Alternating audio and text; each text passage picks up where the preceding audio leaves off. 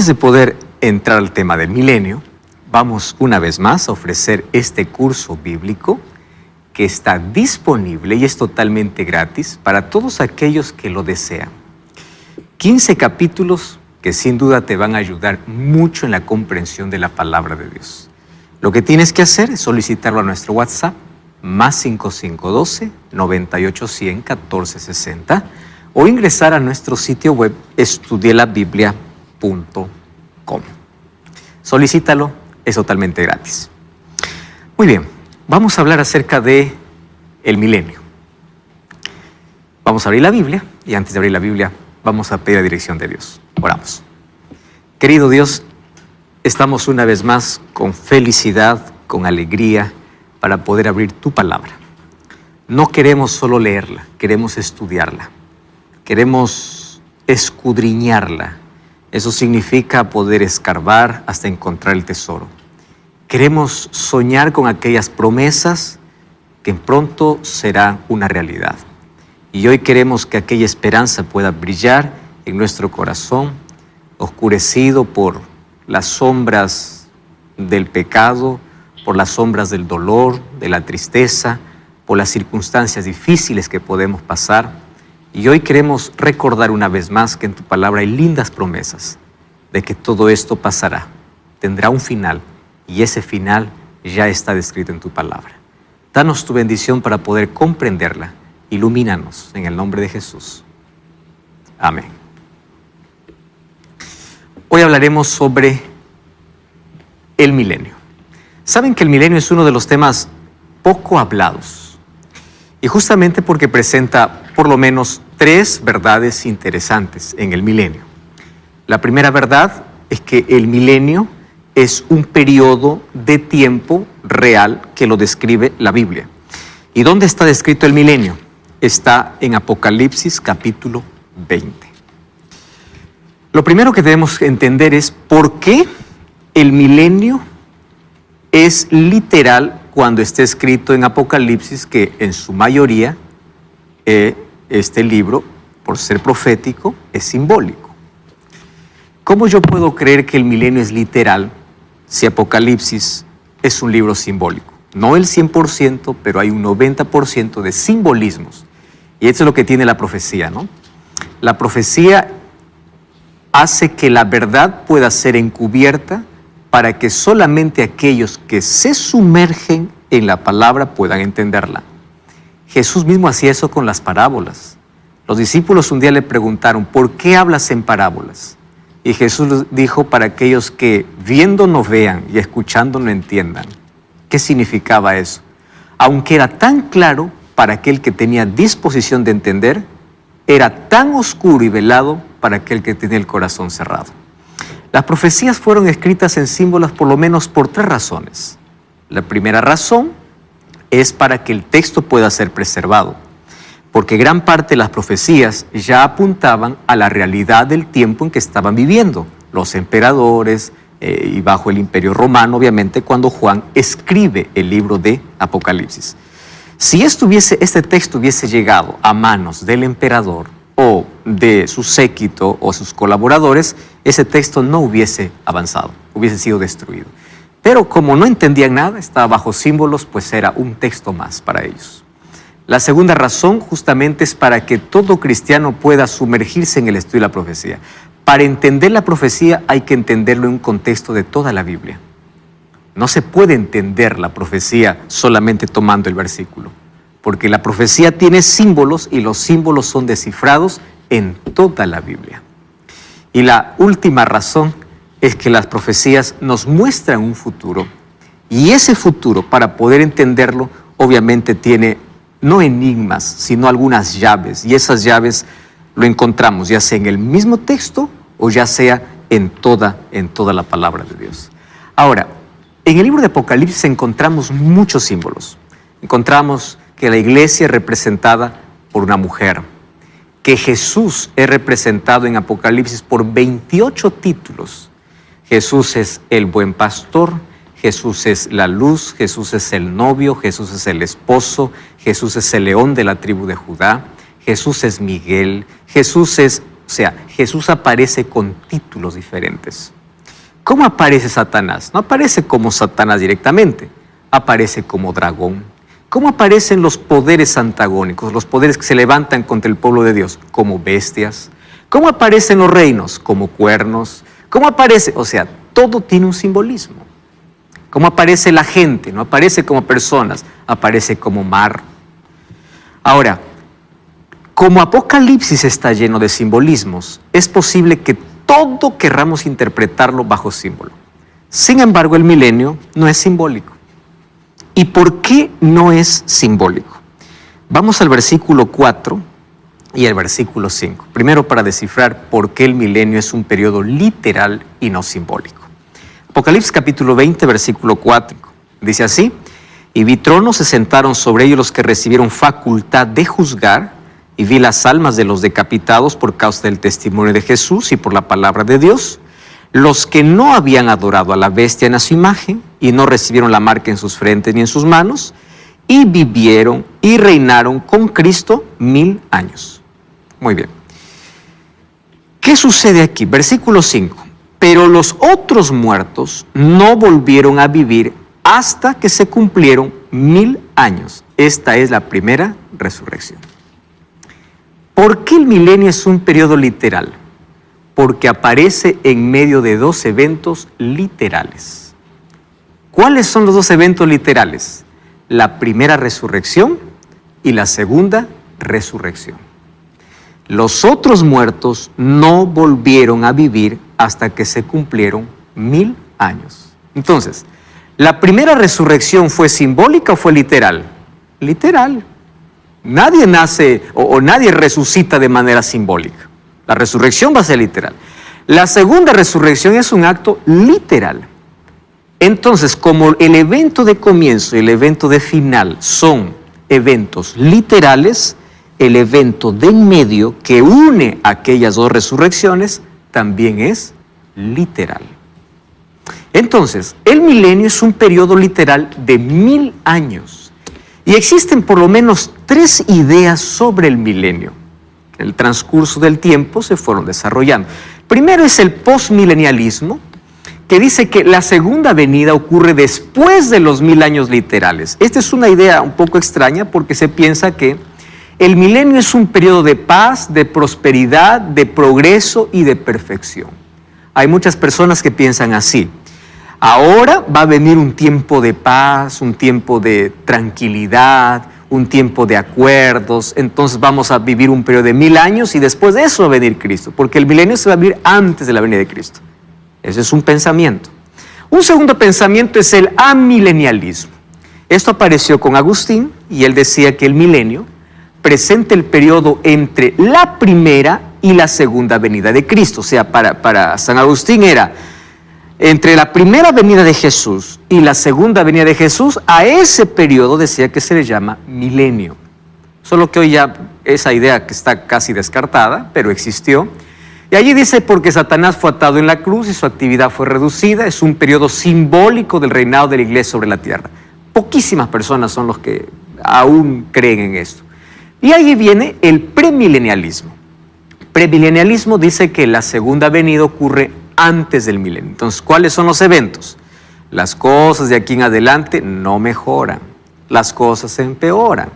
Estamos saliendo de una pandemia, estamos en rumores de guerras. ¿Qué otras cosas peores vendrán? Van a venir cosas peores. Va a venir más crisis en todos los ámbitos, político, social, económico, en todas las áreas, incluso religiosa. El asunto es que mientras más oscura la noche, más cerca está el amanecer, y ese amanecer lo da Cristo. Entonces, mientras más nos aproximamos a la venida de Jesús, cada vez el dolor va a ser mayor, el problema va a ser mayor, porque cuando Cristo venga en el mundo habrá una convulsión total. Ahora, fíjense, nosotros esperamos la segunda venida de Jesús y después de el momento que Jesús viene, comienza pues el milenio. ¿Por qué nosotros esperamos primero la segunda venida de Jesús y de allí el milenio? Porque en la comprensión bíblica y profética entendemos que el punto final de nuestra historia no comenzará con el milenio, sino comenzará con la segunda venida de Jesús. Y esto fue revelado ya 6 siglos antes de la primera venida de Jesús. Y fue revelado a un rey que tenía intrigas sobre el futuro, el rey Nabucodonosor. Nabucodonosor llegó a ser el mayor rey del imperio más grande de la historia. No existió un rey más poderoso que él. Inclusive, una de las 7 maravillas antiguas eran los jardines colgantes de Babilonia. Nabucodonosor era arquitecto y él construyó la ciudad de Babilonia, dándole la belleza del mejor imperio que la historia ya tuvo. Pero no solamente era arquitecto, Nabucodonosor era guerrero y él conquistó todo el territorio que quiso. Inclusive conquistó a Jerusalén 3 veces y la tercera vez destruyó totalmente todos sus muros. La primera vez que él conquistó a Jerusalén, llevó a Daniel y sus amigos, ¿no? Él lleva a Daniel, Sadrach, Mesach y Abednego. Cuando ellos están allá, Nabucodonosor tiene un contacto íntimo, cercano, para poder conocer el Dios verdadero. ¿Cómo es? A veces detrás de una tragedia hay una bendición. Miren, Daniel fue llevado como esclavo, pero cuando llegó para Babilonia, fue el instrumento de Dios para mostrar a todo el imperio quién es el verdadero Dios. No solo Daniel, también sus amigos. Un día tuvo un sueño y ese sueño lo perturbó. ¿Mas por qué perturbó el sueño a Nabucodonosor? Porque para nosotros, sueño es sueño. Si tú no te acuerdas de un sueño, ¿cuál es el problema? Pero para la mente de ese tiempo, de Babilonia, era que cuando tú no te acordabas de tu sueño, es porque tus dioses estaban enojados contigo. Por eso es que esa creencia le llevó a Nabucodonosor a desesperarse y a querer saber por qué no se acordaba del sueño. Y allí manda a llamar sus magos, astrólogos, adivinos, todos ellos para que adivinen qué soñó. Nadie lo pudo adivinar. Apareció Daniel, estoy resumiendo la historia, y allí le dice Daniel, tú soñaste lo siguiente. Una estatua, le dice, que tenía 4 metales diferentes. La cabeza era de oro, los pechos y los brazos de bronce o de plata, las piernas de bronce y las piernas de hierro, los pies hierro con barro cocido. Esa estatua que Nabucodonosor soñó representaba a la humanidad. ¿Cómo es que pasaría por diversos imperios hasta llegar a los pies? ¿Qué cosa es lo curioso de este sueño? Es que cuando Nabucodonosor contempló los pies que estaban mezclados entre hierro y barro cocido, dice que una piedra fue arrancada no con mano de hombre. Y esa piedra hirió los pies, y al herir los pies, toda la estatua cayó. Y de esa piedra se formó una gran montaña que representaba el reino eterno de Dios. ¿Qué cosa estaba mostrando Dios a través de la profecía? Que la historia humana solamente tendría 4 imperios y el último imperio sería el suyo. Y allí nosotros vemos cómo la historia confirma lo que la profecía dice, porque la profecía es un adelanto de la historia. Eso es lo bonito, ¿no? La historia va a venir detrás para confirmar lo que la profecía ya mencionaba. Y nosotros encontramos que el periodo más brillante de la humanidad, pues lo tuvo Babilonia. Babilonia tenía oro, tanto oro, que su templo era de puro oro. Más de 400 toneladas de oro se usaron para poder construir su templo. El oro había en abundancia, por eso era la cabeza de oro. Pero esa cabeza de oro no sería para siempre. La gloria humana pasa. Por más poder, por más brillo, pasa. Todo pasa. Así que, desde el año 605 hasta el año 539, fue el fin de Babilonia. ¿Qué sucedió un 12 de octubre, 8 o 12 de octubre del año 539? Ahí aparece Ciro con Darío, que hacen una alianza, y 2 pueblos o 2 naciones poderosas se unen, los medos y los persas. y los dos forman un imperio, Medo-Persia. ¿Qué hacen ellos? Quien estaba gobernando en ese tiempo Babilonia ya no era más Nabucodonosor, sino era el nieto de Nabucodonosor llamado Belsasar. Belsasar hizo una fiesta para toda su gente y en aquella noche, era la última noche de Babilonia, los medos y los persas estaban ingresando a Babilonia desviando el río Éufrates porque el río pasaba por en medio de la ciudad. Desviaron el río, como eran las murallas tan grandes, impenetrables, nadie podía cruzar las murallas. Desviando el río, por allí ingresaron y mataron a todos los gobernantes, comenzando por Belsasar. Y una vez que mataron a todo el gobierno, toda la nación se sometió simplemente bajo el gobierno de los medos y los persas. Pero tampoco los medos y los persas serían para siempre. Porque cuando Media y Persia estaba en su mayor gloria, aparece un muchacho de 30 años llamado Alejandro. Alejandro el Grande. Este Alejandro venía para poder conquistar al imperio de los medos y los persas. Y allí en la batalla de Arbela es que logra conquistar a los medos y los persas. Apenas tenía 30 años y había recorrido más de 8.000 kilómetros conquistando todo lo que encontraba en el camino. Alejandro era inteligente, sagaz, astuto.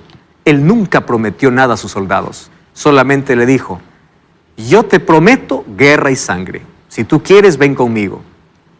Todas las victorias que nosotros tengamos, nos dividiremos. O sea, la promesa está en base a nuestro esfuerzo. Solo que él tenía un vicio. Y el vicio era el alcohol.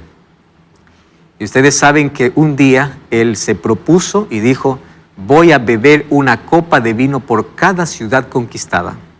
Se embriagó tanto, no pasó muchos días, se le enfermó con una fuerte fiebre y después de pocos días murió. A los 33 años murió.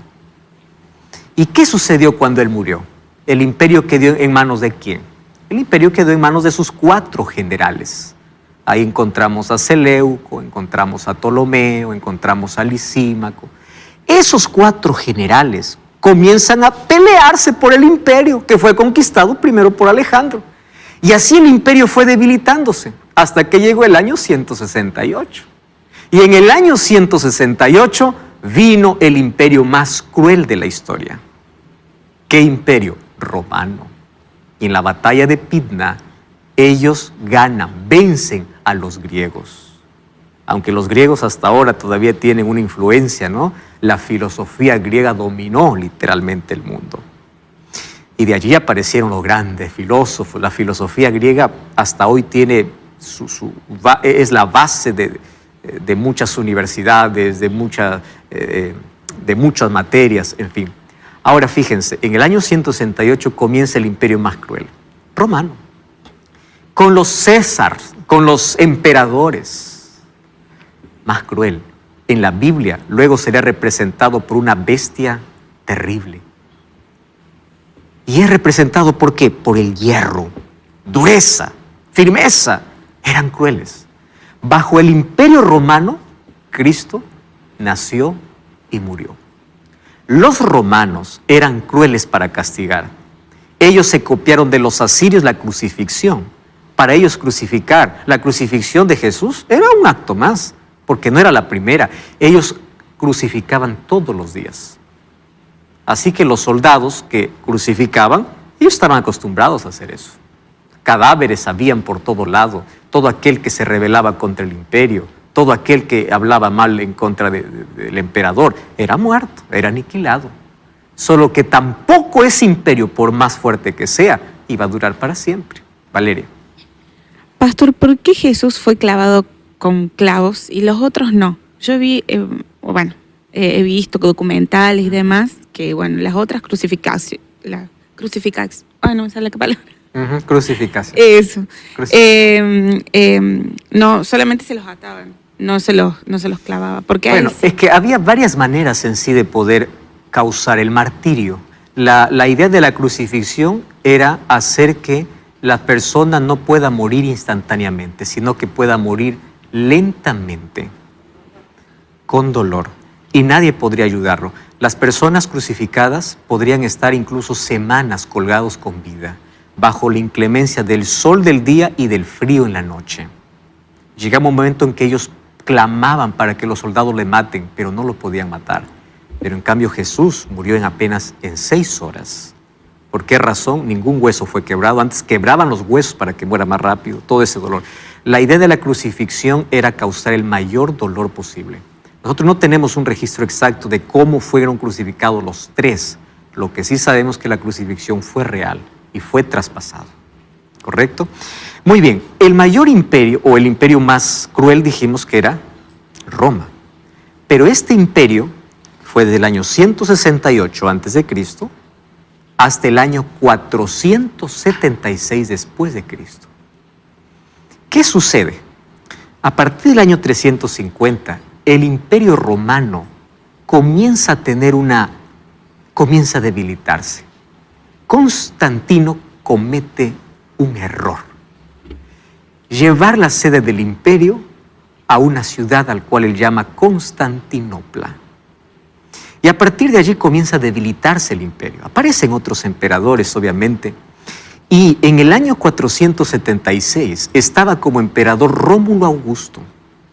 Rómulo Augusto, aun cuando tenía tanto poderío, nunca se imaginó que su imperio sería dividido por 10 tribus bárbaras. ¿Por qué se llamaban bárbaras? Porque ellas balbuceaban, porque ellas eran extranjeras. Eran 10 tribus extrañas que comenzaron a minar todo el imperio y a dividirse territorio, hasta que un día Odoacro enfrenta a Rómulo Augusto y Rómulo Augusto coloca su corona ante Odoacro y las 10 tribus bárbaras dividen el imperio. De esas 10 tribus bárbaras, 3 desaparecen en la historia, 7 continúan.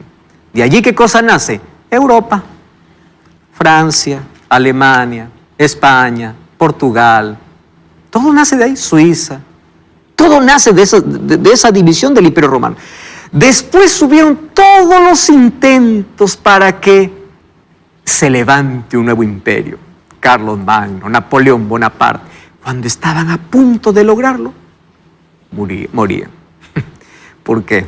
La palabra de Dios dice que no habrá un quinto imperio humano. El quinto imperio será divino. ¿Y nosotros en qué parte de la historia estamos? En los pies.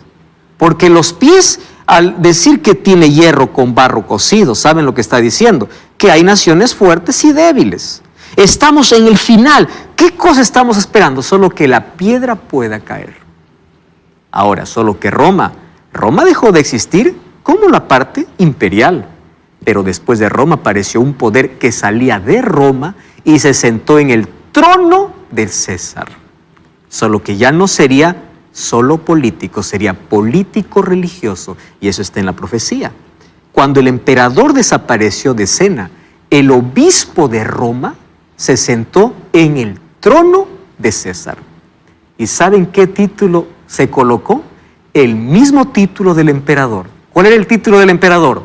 Sumo pontífice. Entonces, todos los que estaban de las iglesias cristianas comenzaron a mirar al obispo de Roma como el padre de todos, y de allí viene el término papa. Terminó la Roma imperial y comienza una Roma religiosa, que después vemos que a partir del año 538 hasta 1798 fue la Edad Media, la Edad Oscura, la Edad de Persecución, la Edad de Inquisición, la Edad de Oscurantismo, de todo lo que nosotros podemos ver en la historia registrada. Solo que cuando la piedra sea arrancada y venga a destruir los pies, quiere decir que la venida de Cristo viene a colocar punto final a la historia de la humanidad. Valeria.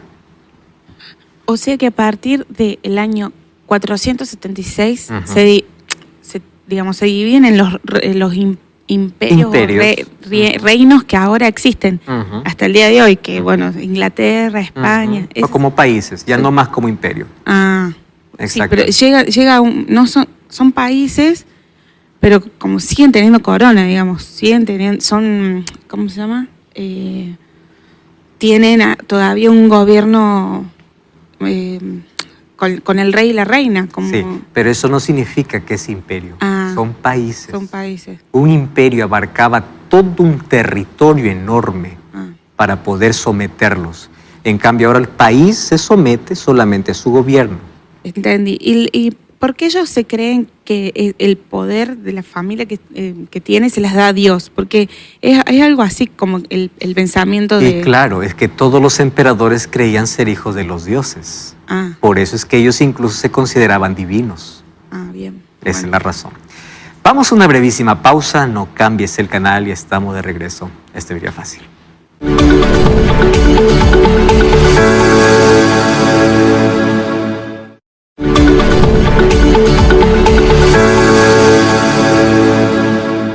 Vamos a continuar en nuestro estudio. De la estatua que Dios mostró para Nabucodonosor, lo que esperamos es la caída de la piedra. Esa piedra, ¿qué cosa representaría? Representa el regreso de Jesús. Jesús viene para colocar punto final a toda esta historia de imperios, de poder, de gloria humana, todo pasajero. Los mayores imperios pasaron. Estamos esperando el regreso de Jesús. Y nosotros ya estudiamos aquí de cómo va a regresar Jesús. Eso ya estudiamos en un capítulo anterior. ¿Qué sucede después del regreso de Cristo? Vamos entonces nuevamente a Apocalipsis 20, pero vamos a leer los primeros versículos. Vamos a Apocalipsis capítulo 20, del versículo 1. Vi un ángel que descendía del cielo con la llave del abismo y una gran cadena en la mano. Y prendió al dragón, la serpiente antigua, que es el diablo y Satanás, y lo ató por 1000 años. Lo arrojó al abismo, lo encerró, puso sello para que no engañase más a las naciones hasta que fuesen cumplidos 1000 años, y después de esto debe ser desatado por un poco de tiempo. Muy bien, eso está sucediendo en la tierra. ¿Qué sucede en el cielo? Vi tronos y se sentaron sobre ellos los que recibieron facultad de juzgar. Vi almas decapitados por causa de Cristo, la palabra de Dios, los que no habían adorado a la vez. O sea, los redimidos, los salvos, vivieron y reinaron con Cristo 1000 años. En estos 4 versículos nos colocan 2 escenarios. Lo que sucede en la tierra y lo que sucede en el cielo. ¿Cómo es que sabemos que el milenio es después de la venida de Jesús? Porque dice que para que Jesús pueda llevar a los redimidos, primero tuvo que haber regresado. Y ellos comienzan a partir de ahí un periodo de 1000 años en el cielo. ¿Y qué significa que un ángel viene para poner en prisión a Satanás? La palabra prisión en profecía, o llave o cadena en profecía, representa simplemente limitar, impedir. Satanás no está con cadenas literales. Satanás está impedido. ¿Recuerdan el texto que dice?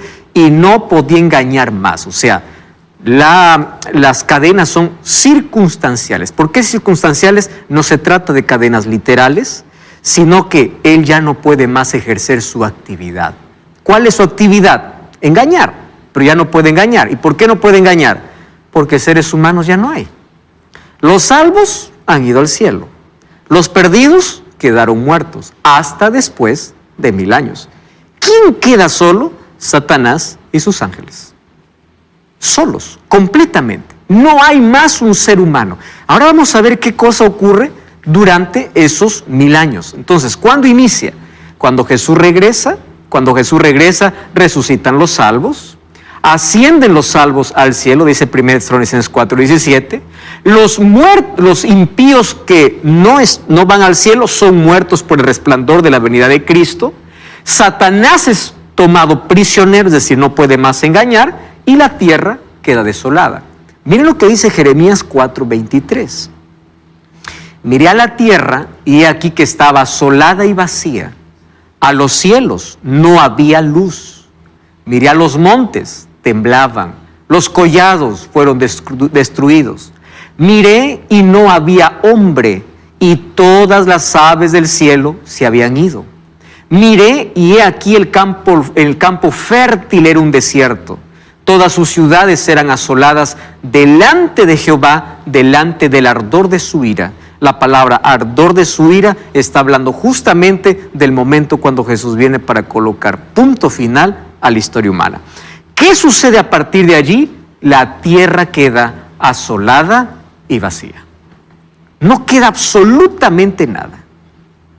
Por un periodo de 1000 años. ¿Qué sucede en ese periodo de 1000 años? Nosotros ya hablamos aquí a breves rasgos lo que Jesús está haciendo en el cielo. Recuerdan ustedes el tema del santuario. Jesús entra al santuario para poder ejercer una obra de intercesión, donde es nuestro abogado, pero también una obra de juicio. ¿Juicio para qué? El juicio se divide en 3 etapas. La primera etapa del juicio es la etapa para definir quién de entre los vivos se salva y quién se pierde. Quién de entre los muertos resucita en la primera resurrección y quién resucita en la segunda resurrección. Esa etapa de juicio estamos viviendo ¿cuándo? Hoy. Cada día nuestras faltas, nuestra vida es pesada. ¿Cuándo se determina la sentencia? El momento que morimos. Por eso es que nadie se salva de muerto, ¿no? No hay misa que salve, no hay oración que salve, porque la salvación es un asunto de elección en vida. Entonces, ¿cuándo termina esta primera fase de juicio? Antes que Jesús regrese a la tierra. El libro de Apocalipsis capítulo 22, versículo 11, hay una sentencia que dice en el cielo, el que es justo siga justo, el que es injusto siga injusto. O sea, va a llegar un momento en la historia donde no habrá más perdón ni salvación para la humanidad.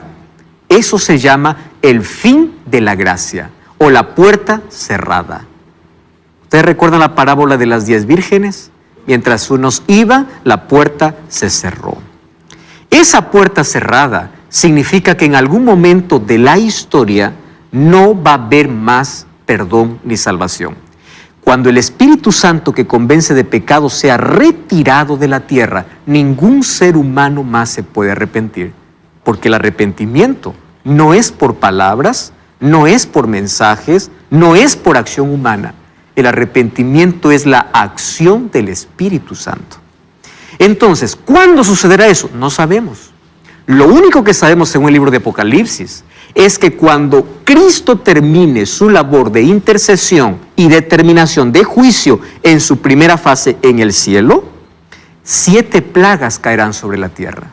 Por eso cuando vemos Apocalipsis 16, en las plagas, por más crueles y duras que sean, no se arrepienten. ¿Por qué no hay arrepentimiento? Porque ya no hay Espíritu Santo que convenza. Y si no hay Espíritu Santo, no hay arrepentimiento. Si no hay arrepentimiento, no hay perdón. Si no hay perdón, no hay salvación. El caso de la humanidad está decidida. ¿Cuándo va a suceder? Nadie sabe 3 cosas en la vida. Número 1, nadie sabe cuándo Jesús sale del lugar santísimo, del santuario celestial, terminando la primera fase. Número 2, nadie sabe cuándo muere. Nadie sabe cuándo es su última oportunidad que escuche un mensaje. Y número 3, nadie sabe cuándo peca contra el Espíritu Santo, porque son pasos graduales. Tanto rechazo, el ser humano deja de oír la voz del Espíritu Santo. Catherine. Pastor, usted decía que ahora estamos viendo el juicio. En su primera fase. La primera fase. ¿Cuándo termina esto? No sabemos. Pero es cuando cada uno muere, dijo. La sentencia o la determinación de la vida está cuando el ser humano muere, pero el juicio todavía continúa para los vivos. ¿Hasta cuándo? Hasta que Jesús deje de interceder en el cielo. Y no sabemos. Eso no sabemos, no conocemos cuándo. Rebeca. Cuando hablamos de los 1000 años, son los 1000 años en que Jesús, o sea, nos muestra, nos responde preguntas, por así decirlo. O sea, tal persona no se salvó por esto, o tal persona se salvó por esto, pero le muestra, en teoría, a los que están siendo salvos. En algún momento, Él le muestra a los que no se salvaron por qué no se salvaron. No, porque ellos son conscientes de por qué. Y ahora te va a mostrar en qué momento de juicio ellos son conscientes de por qué están perdidos. Y los salvos, bueno, tienen la vida eterna, y los que se mueren viste que por ahí en las películas dicen que como que bueno, se quedan viviendo con Satanás. ¿Eso es verdad o simplemente se mueren? Eso vamos a estudiar en nuestras próximas lecciones. ¿Qué significa la muerte, el fuego eterno, el infierno y cuánto tiempo sufrirán ellos? ¿Está? Ahora, muy bien, la primera fase de juicio entonces es investigador. ¿Quiénes entran en este juicio? Todos aquellos que dicen yo creo en Jesús. Porque aquel que cree en Jesús tiene que mostrar con su vida, con sus obras, con su vida. Tú crees en Jesús, entra a este juicio. Por eso es que el juicio no es mala noticia para el creyente, porque si se aferra a Cristo, es salvo. Es mala noticia para el hipócrita, para el que dice ser y no es. ¿Correcto? Entonces, ahí viene la segunda fase de juicio. ¿Cuál es la segunda fase de juicio? Apocalipsis 24. Vi tronos, se sentaron sobre los que recibieron facultad de juzgar.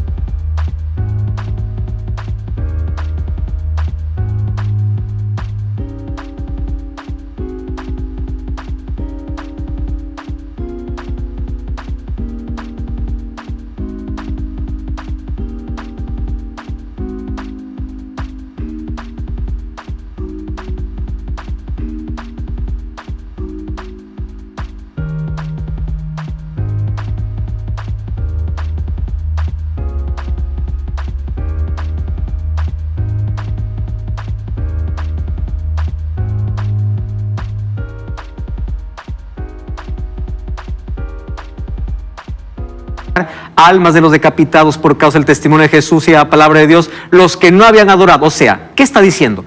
Los que resucitaron, porque fueron decapitados, fueron mártires, y los que no habían adorado, o sea, los que quedaron vivos hasta la venida de Jesús, pero no dieron una falsa adoración y no recibieron la marca de su frente de sus manos, vivieron y reinaron con Cristo 1000 años. ¿Y qué cosa va a suceder en esos 1000 años? Rebeca ya nos dio un adelanto, ¿no? 1 Corintios 6, 2 y 3 dice, no sabéis que los santos han de juzgar al mundo, y si el mundo ha de ser juzgado por vosotros, sois indignos de juzgar cosas pequeñas. ¿Qué cosa haremos en el cielo? La segunda fase de juicio.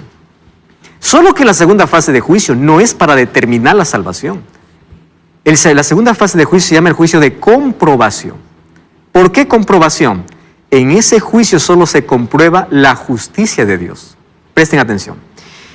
Cuando Jesús sale del santuario para volver a la tierra como Rey de Reyes, el archivo de pecado de todos los salvos queda completamente eliminado.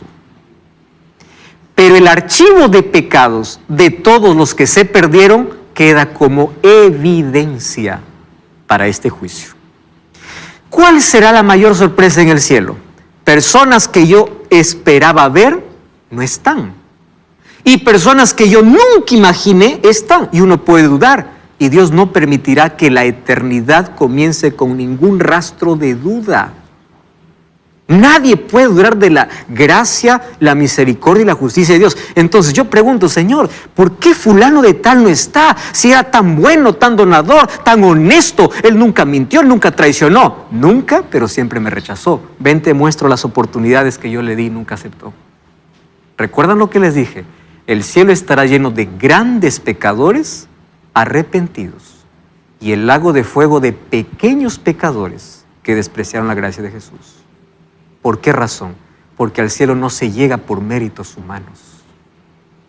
Al cielo se llega por la gracia de Jesús. Y aquel que desprecia la gracia de Cristo, no importa cuánta bondad haga, está perdido. Catherine. Pastor, perdón, la primera fase de juicio, ¿cuándo inició? 1844, según la profecía de 2300 tardes y mañanas de Daniel 8:14. Esa primera fase de juicio inició ese día con las... O sea, quiero saber si cuando inició con las personas que existieron antes de esa fecha. Exactamente. Desde que inició. Exactamente. Lo primero que se determina en el juicio, obviamente, son las personas que ya murieron, porque una persona cuando muere ya no tiene más oportunidad. La oportunidad de salvación solo es en vida. Entonces, el juicio comenzó desde Adán, ¿no? Desde Adán y se llevará hasta el último hombre. Y ahora continúa el juicio. ¿Dónde se determina? Se determina la salvación y perdición cuando muere. ¿Y cuándo se determinará, se determinará para toda la humanidad? Cuando Jesús sale del santuario. Allí se determinará ya para todos, muertos y vivos.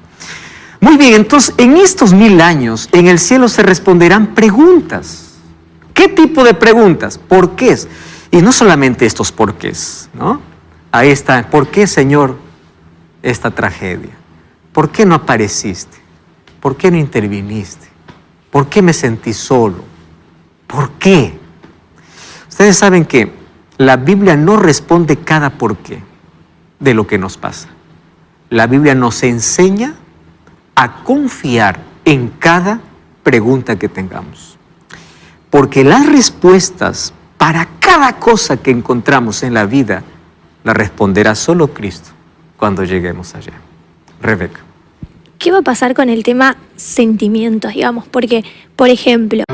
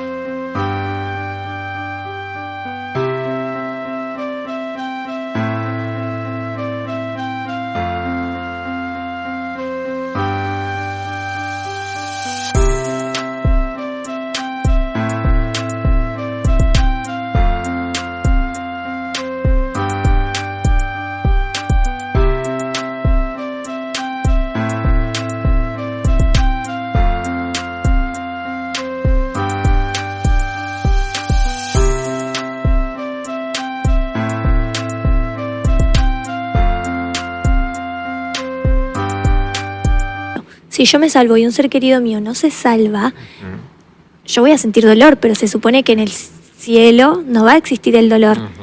Entonces, técnicamente se anularía o nosotros, Dios nos haría entender de alguna forma que Has hecho una pregunta tan interesante, Rebeca. Mira, nuestro amor humano aquí por causa del pecado es egoísta.